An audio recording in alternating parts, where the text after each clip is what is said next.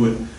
Bon, on peut dire que cet acte simple, c'est le premier acte de façon publique que nous faisons du point de vue de l'action de la Fondation Orthodoxia. Cette fondation qui a été créée en parallèle avec la bénédiction de Monseigneur Lucas pour aider les paroisses orthodoxes qui sont dans le terrain de l'Espagne et le Portugal. Nous sommes pour la culture, l'art et tout ce type d'actions qui sont parallèles et contingents à la divine liturgie et dans la tradition orthodoxe. Et avec l'accord de Père Miguel de Mallorca qui a travaillé pas mal, et nous avons pensé que pour faciliter la lecture et les chants des chants, disons, à la chorale, d'imprimer un livre de Saint-Iron avec des caractères grands pour qu'on peut lire facilement. Et comme nous sommes dans un terrain qui, nous avons en Espagne et Portugal des paroisses qui sont, disons, de part catalane et castillanne, et même à Portugal et dans les îles Canaries, quelques petites missions. On a fait une édition, qui c'est l'édition modèle, en castillan et en catalan. Et après, à partir d'ici, on l'a fait en galicien, en euskera, en portugais et tout ça. Mais tout simplement, il n'y a pas rien de nouveau dans ce livre de sons, c'est le livre de sons de la Bible, mais que nous avons aménagé pour que dans le cœur, on peut le lire de façon facile et commode. Et simplement, nous avons ajouté une petite introduction qui nous donne un petit souvenir de qu'est-ce que c'est le livre des sons dans le contexte biblique de l'Ancien Testament, et comme ce livre, dans la tradition juive, il s'est introduit dans la tradition chrétienne et dans les offices chrétiens. Et de quelle façon l'Église orthodoxe utilise ce livre, disons, dans les offices, dans la liturgie, dans les sacrements en général. Je veux dire tout avant qu'on rend grâce au père Miquel de Palma de Mallorca qui a travaillé pas mal pour faire tout ça, pour Jordi qui a vérifié quelques petits mots en catalan, et même pour Jaume qui l'a aidé pour cette édition. Si définitivement avant de la dernière correction linguistique et stylistique de ce livre, on arrive déjà à un texte définitif, on fera une édition que ça servira pour notre paroisse. Si vous le voulez, ça c'est un livre modèle, espagnol et catalan et espagnol en même temps, et que, disons que il nous manque une semaine pour voir les derniers petits points pour vérifier, et alors on pourrait imprimer définitivement, et si les paroisses ils ont besoin, on pourrait venir. Si les paroisses, disons qu'il veut une présentation plus, disons, facile avec comme des photocopies sans couleur, sans comme ça, alors je vous les montre, le livre comme ça, et avec etc. On vous le montrera, et on fera des éditions plus simples pour qu'ils puissent être utilisées. Mais nous pensons que cette brochure, comme ça, c'est bien commode, parce que dans le cœur, on peut le lire et on peut l'utiliser comme ça. Je ne voudrais pas oublier personne qui a collaboré pour cette édition de ce livre, que c'est le type, le modèle, et que si d'ici une semaine, les spécialistes linguistiques et stylistiques disent oh, ça va, c'est bien, on va faire n'importe pas les copies, et même on va faire, comment dire, les éditions ISBN, c'est-à-dire l'enregistrement officiel, etc. Disons que pour nous, pour la Fondation Orthodoxia, ça a été le premier travail que nous avons fait et que même après, la première c'est l'école, et après les éditions des livres liturgiques orthodoxes traduits en castillan, portugais, en espagnol, ça va continuer dans ce format, disons, de facilité de lecture dans le cœur des églises. Merci. J'espère, on a mis tout d'abord dans la première page que tout ça a été fait avec la bénédiction de Monseigneur Lucas. J'espère qu'il était d'accord. Et s'il faut corriger quelque chose, Monseigneur vous indiquera et on corrigera ce qu'il y a. Sans aucune, disons, disposition de vous fatiguer, je voudrais bien, même pour tous les orthodoxes, de vous en donner quelques petits mots pour que vous voyez quel était le processus, ou quelle est, disons, l'origine que vous connaissez biblique des livres de Somme, et comme ces livres de Somme, ils ont tombé dans la tradition orthodoxe, dans les offices et tout ça, et que nous les chantons de façon avec les précisions qu'il faut avoir en compte. Disons que pourquoi l'Église, c'est-à-dire la plénitude de la révélation de Jésus-Christ, il a accepté dans les offices le livre de Somme qui appartient en principe à l'Ancien Testament. Moi,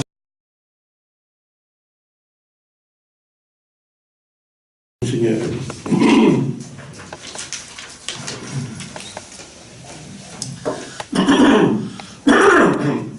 l'ample complex de la tradició ortodoxa, el concepte de la revelació ve a significar especialment el dialogos, diàleg sostingut entre Déu i l'home des del primer moment en què aquest fou creat.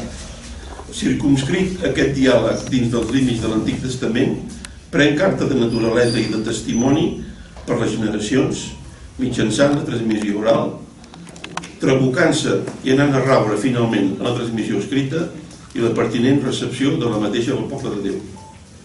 Pel que fa a aquests límits esmentats, la Tenac, llurs continguts, n'és el bressol, és a dir, la Torà, els Neviïm i els Keturim.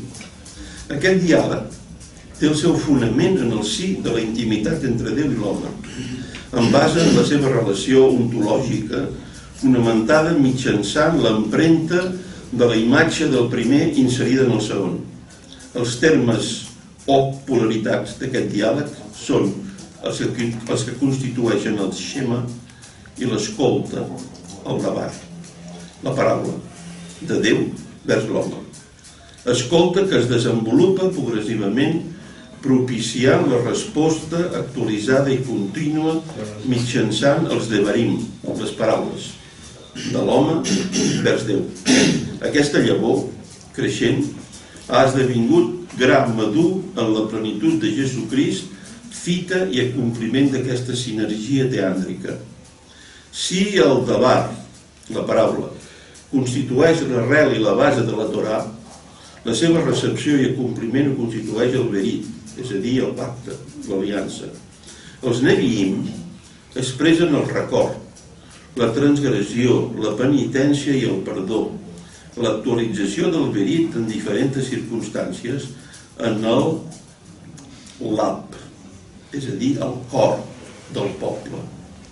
Entre els Ketuvim, els Tehilim en particular, els seus mismorim, els salms, són les paraules, els devarim, en resposta del Shema, al vell mig del diàleg encetat per Déu mateix poc després de la creació de la seva criatura.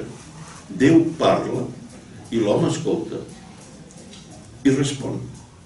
Heus ací l'essència de la litúrgia còsmica, albirada des del principi dels temps, tasca comuna del Creador i la imatge seva, l'home, el seu instrument de santificació del món, mitjançant l'Esperit Sant, santificació, objecte i finalitat teleològica i soteriològica de la seva voluntat i providència. Retornem, però, vers d'aquests anomenats salms i observem com des del seu origen veterotestamentari la tradició els ha inserit dins del context de la nova aliança i n'ha tret ús de fruit des dels temps apostòlics fins als dies d'avui, pel servei de tots els creients. El llibre anomenat Salteri el trobem emplaçat en la Bíblia hebraica en la tercera part del cànon, o sigui, entre els Ketubim. Si el cerquem amb la Septuaginta, el trobarem situat en la secció dels didàctics i si finalment el localitzem amb la Vulgata, també el trobarem entre els llibres didàctics després del llibre de Job. Podem dir el mateix pel que fa a la Bíblia sinodal russa. El títol del llibre en la Bíblia hebraica és Sefer Tehilim, llibre de les lloances, llibre de les glorificacions, de l'arrel halal, lloar, glorificar, que en justifica l'apel·latiu. La versió del 70 els veiem intitulat Salmi, Biblos, Salmon, Biblos, Salmon. En el Còdex Alexandrí hi consta com Saltirion. D'aquesta expressió provenen els termes Salterium, Saltiri, Salteri. El llibre conté 150 salms, 151 en la versió del 70, el darrer a litúrgic. Cal recordar, és doncs conegut, que existeix una divergència amb la numeració dels salms entre la versió de la Bíblia hebraica i les versions del 70 de la Vulgata i la Bíblia russa.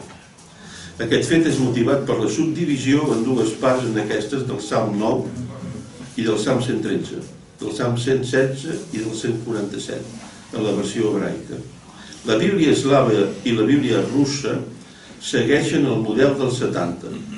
Les versions procedents de la Reforma segueixen l'ordre masorètic. Tant pel text hebraic com pel text grec, molts salms, concretament 116 i 131 cops, respectivament, aquests porten una subscripció o títol, que ens aporten informació entorn l'origen del salm, la seva categoria, els instruments musicals d'acompanyament, fins i tot la utilització litúrgica dels mateixos, la melodia, etc. Tanmateix, el nom de l'autor en certes ocasions. Els orígens d'aquest gènere de literatura, el dels salms i els seus autors, així com la seva realitat com a recull ordenat, és subjecte de la ciència crítica i el mateix passa amb els texts que ens han arribat. Així, el text masorètic deixa molt que desitjar degut a les nombroses i repetides còpies. La traducció del 70 tampoc és massa bona, segons els experts, per causa de l'estat del text hebreu original que va servir per la traducció. La dificultat d'aquest mateix text per persones procedents d'un medi ja fortament hel·lenitzat provocar que es cometessin errors gramaticals de traducció, però que, com a bescanvi, aporten una sensibilitat religiosa en relació amb la història de la revelació més propera al context neotestamentari. I d'aquí es pot deduir, possiblement, l'ús d'aquest text del 70 en el període de la predicació apostòlica i, finalment, la seva presència en els oficis. Evidentment, existeixen altres versions del Salteri, uns en base al text hebraic, altres basades en el text del 70. Entre els primers, el recull de la Peshito, el de la Àquila, el de la Justa Hebreus de Sant Jeroni, el de la Bíblia de Jerusalem i el de la Top. Entorn i base del 70 hi trobem el recull de la Vetus Latina, el Salteri Romà de Sant Jeroni, la versió en vell eslau i altres de més moderns com la del Père Placid de Zeil. El contingut del Salteri els anomenem salms. El seu nom s'arrela originalment en el vocable grec salmos, en correspondència directa amb el mot hebreu mizmor. En definitiva, es tracta d'un poema que ha de ser acompanyat la seva recitació per un instrument de corda adreçada a aquesta acció a l'ús litúrgic, ja que la naturalesa d'aquests poemes és essencialment de naturalesa religiosa. Expressen les relacions d'Israel amb el seu Déu, sigui individual o col·lectivament, en total contingència amb el context general de l'Antic Testament. Per tant, s'han de considerar sempre com a element vehicular de la revelació. Els salms esdevenen en boca dels que els reciten suara o en una altra ocasió una glorificació, parlen en nom propi o en el nom del poble. Són una lloança a les meravelles de la creació o al poder salvífic manifestat pel Déu vers Israel. Són també expressions d'acció de gràcies per haver estat aixoplugats de perills i dificultats.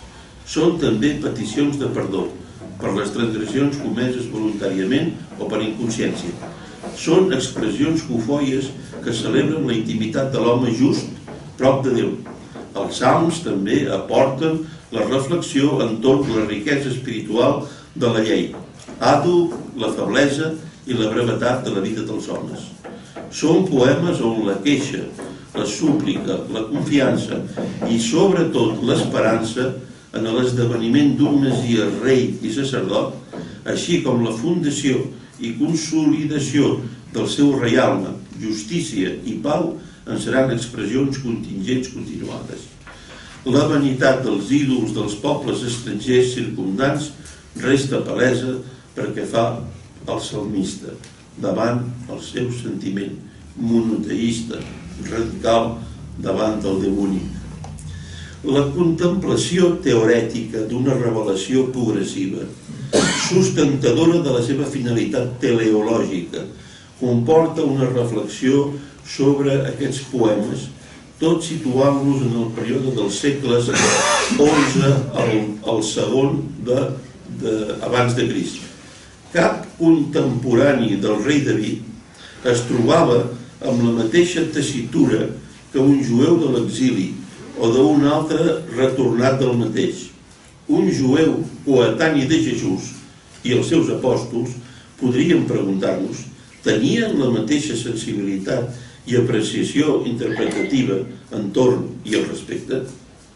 Enfront al concepte de revelació progressiva, és obvi que, essent el recull dels salms anteriors al cristianisme, observem defectes i imperfeccions, sempre a la llum de la plenitud del cristianisme, a la plenitud d'aquesta revelació respecte a la de Jesucrist. Per exemple, i sense anar més lluny, les estrofes finals del Salm 137 retrunyen fortament a una sensibilitat cristiana. Trobaríem altres exemples al respecte en el Salm 58, 59 o en el 68, 69. Malgrat aquesta imperfecció, deguda a l'incomplet grau de revelació del recull teològicament parlant, aquest mateix text troba la seva entelèquia en la persona de Jesucrist i en la seva recepció en l'Església. Una primera interpretació cristiana de la lectura del recull dels Salms la podem trobar en els Fets dels Apòstols, quan els cristians de Jerusalem interpreten els primers versets del Salm 2 com una realització menor i progressiva de la gran conjura que conformarien el rei Herodes i Pilat contra el mestre. Fets, capítol 4, 24-30. Sant Pau, més tard, tot parlant dels jueus d'Antioquia de Pisídia, Fets, capítol 13, verset 33, referirà també les paraules d'aquest mateix salm a Jesucrist. Tu ets el meu fill, avui t'he engendrat. Tanmateix, el sentit ple, l'entelèquia teleològica del text la retrobem amb la carta als Hebreus, capítol 1, 5, capítol 5è, verset 5è, i subsiguients, capítol 2, verset 67. Aquest mateix verset s'aplica a la filiació divina de Jesús. El mateix Crist, penjat a la creu, manllevà les paraules del Salm 22, Vulgata 21, per expressar el seu sentiment que és l'expressió del patiment de la seva naturalesa humana, ergo d'un home. Tal com es desprèn del que venim de dir, el tot plegat del recull queda incardinat, inserit, dins dels límits d'un profund sentit, entorn de la unicitat i santedat de Déu, de la seva providència, en relació als esdeveniments que són seus, enfront de la total dependència del seu poble envers d'ell. La contemplació de l'adveniment messiànic és per damunt de tot l'adveniment d'un Messies rei contingent a la visió dels profetes Amós i Miquees. La visió d'un Messies sofrent resta limitada al Salm 22-21 i Isaïes ens portarà la visió d'un Messies a la vegada sacerdot. El fet soteriològic per l'home just, resta absent en ares de l'expectativa de la retribució del just, semblantment com en tots els llibres protocanònics, veterotestamentaris. En el recull dels salms únicament es parla de la retribució terrestre. Pel que fa al més enllà, el recull només parla del Sheol, ignorant tota expectativa de retribució o compensació en aquesta altra realitat. Ens trobem davant d'un clar exemple del fet de les revelacions progressives que només començarà a albirar aquest tema en els deuterocanònics. Tan sols al final del Salm 16, les expressions dels seus versets 10 i 11 permeten especular entorn a la transcendència d'aquest món i dels humans. Qualsevol interpretació en aquest sentit de qualque verset del recull, sia per exemple del Salm 48-49, 16-17 o del 72-73, s'ha de fer a la llum que aporta la plenitud de la revelació neotestamentària. Al parlar d'aquest recull en qüestió, a més i a part de la seva lectura, hem de considerar la seva vocalització fònica dins l'ús litúrgic. En aquesta seva expressió, la salmòdia prové reeixida del cant sinagogal, essent les primitives comunitats cristianes d'Orient, el Gresol, on es desenvolupà aquesta praxis amb les variacions intrínseques de l'aportació pròpia d'aquest medi, expandint-se i viatjant vers l'Occident al llarg dels segles I fins al VIII. De tot l'esmentat, trobem referències al respecte en Filó d'Alexandria, Titus Plini, Tertulià, Basili de Cesarea, Agustí d'Hipona, Cassià, Benet, Isidor de Sevilla i Amalanci, entre altres. Un testimoniatge molt important i significatiu contingent a la praxis recepta ho són les paraules de Sant Ambrosi de Milà recomanant i propiciant el cant d'himnes i salms a l'estil de l'Església d'Orient. La salmòdia ha conegut i coneix diferents maneres d'execució, sia tanmateix en l'estil anomenat rectotom, sigui en l'estil anomenat antifonat. Aquest és executat per dos cors, o en l'estil dit responsorial, el qual és alternat per un celebrant que recita cada verset del salm, essent respost per l'assemblea, en tot cas per al cor. Precisions tècniques entorn al initium o entonació, la nota, els neumes, la corda recitativa o tenor, la cadència flexa, la median o terminatio, pertanyen al domini de la teoria i praxis de la música religiosa, ergo dels seus especialistes. Aquestes precisions i tantes altres no poden ser exposades per raó d'objecte i espai d'aquest proemi.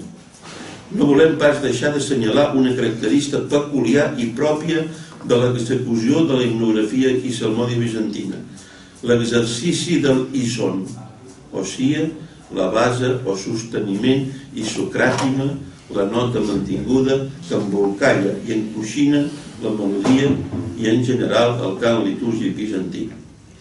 L'Església ortodoxa d'Antubi ha utilitzat i utilitza actualment aquest recull inserint-lo al mig de la seva pregària oficial col·lectiva, l'ofici de les hores, en el ritual dels sacraments, benediccions, pregàries, intercessió, etc. Així com en certes parts i moments de la Divina Litúrgia, si més no, és utilitzat a discreció dels fidels a tall personal. Aquest ús i costum ha comportat una estructuració divisòria i ordenada en forma de catismes i estasis, facilitadores d'una recitació proporcional, de manera que el recull sigui llegit en l'ofici de les hores completament cada setmana en el període de temps de la Gran Quaresma 2 vegades. El resultat d'aquesta ordenació i aquesta praxis devocional i litúrgica esdevé sustentada per una presentació nova del Sefer Tehillim, el llibre dels Salms, per aquest ús esmentat que rebé tradicionalment el nom de Saltirion i del que existeixen nombroses versions en diferents llengües i diferents presentacions. La present versió d'aquest Saltirion és el resultat del treball del hieromonjo reverend pare Miquel Ortega, orientat a l'ús de fruit de les parròquies de parla catalana de la diòcesis de França i Europa Occidental del Patriarcat de Sèrbia, sent el pastor en cap de la mateixa, presidint-la en la caritat, s'eminència Monsenyor Luca Kovacevic, que ha beneït el fruit d'aquesta laboriosa tasca. El text manlleva la seva arrel i procedència de la font masotèrica i la seva expressió de la parla normativa vigent pel que fa a la llengua catalana. Aquest Saltirion en llengua catalana no s'hauria de considerar pas solament com una petita eina al servei d'unes quantes parròquies on es lloa a Déu en la parla pròpia que ha tingut d'haver donar-nos, sinó també com una aportació de la tradició ortodoxa a la cultura catalana, enriquint-la amb aquell llegat ortodox, a la vegada que l'ortodoxia esdevé enriquida pel fet d'expressar-se aquí i ara en la llengua que és la pròpia d'aquestes contrades. De tot l'exposat es pot deduir que els fidels orants poden utilitzar i de fet ho fan quan volen i pertoca a títol personal, adreçant-se a Déu, mitjançant els determinants propis del salm escollit segons les seves necessitats i la seva situació anímica. Tanmateix ho poden fer en nom de l'Església, àdhuc de l'Assemblea Litúrgica. Els determinants o temes dels salms escollits solen ser Déu mateix, l'estat de l'home, la salvació, la retribució i la vida futura, entre d'altres. Anabasis, doncs, de l'home vers Déu. Continuïtat del diàleg, manteniment del verí, el pacte, ara ja en la seva expressió teològica definitiva, la nova aliança. Una visió de la recitació dels salms, considerant el mateix Jesucrist com a salmista, com a jo orant, el presenta a títol personal o com Crist total, adreçant la pregària de tota l'assemblea, de tota l'Església, a la seva monarquia de la Trinitat. Veu el Pare, exemples del citat ho trobem en la utilització de l'Església dels versets del Salm 21-22. Déu meu, etc. Cantant aquests versets en els oficis del Gran i Sant Divendres. El mateix per al Salm 117-118, 15-16, la dreta del Senyor, etc. Els salms de l'hora sexta, 53, 54, 54, 55 i el 90-91. Poden ser atribuïts al Crist sofrent. Els salms de l'hora nona, 83-84, 84-85 i 85, poden mostrar l'acabament de la prova soferta, tot aportant la salvació als creients. Finalment, es pot assenyalar i recordar que la tradició, independentment dels modes de recitació que venim d'esmentar, ha triat qualscuns dels salms per a una utilització determinada. El Salm 50-51 pels oficis penitencials, el 22-23 pel Gran i Sant Divendres i el 44-45 per les festes de la Mare de Déu, el 80-81 pel Gran i Sant Dissabte i el 67-68 versets 1-4 per Pasqua. Moltes gràcies.